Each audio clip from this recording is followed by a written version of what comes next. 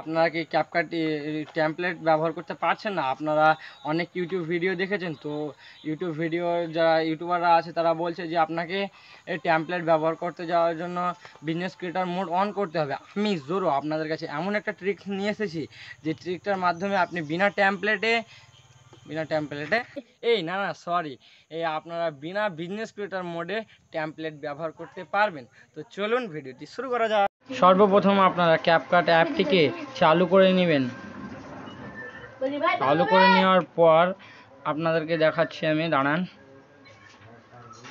চালু করার পর আপনি যে কোনো একটি জিমেল আইডি দিয়ে কি যে কোনো একটি ফেসবুক আইডি দিয়ে সাইন ইন করে নেবেন। আমি সাইন ইন করছি। সাইন ইন হয়ে যাওয়ার পরেই আপনারা একটা জিনিস দেখতে পাবেন, যেটা আমার সাইন ইন হওয়ার পর আপনাদেরকে দেখাচ্ছি, দাঁড়ান। আমার নেটটা একটু স্লো চলছে, তার জন্য আমি দুঃখিত।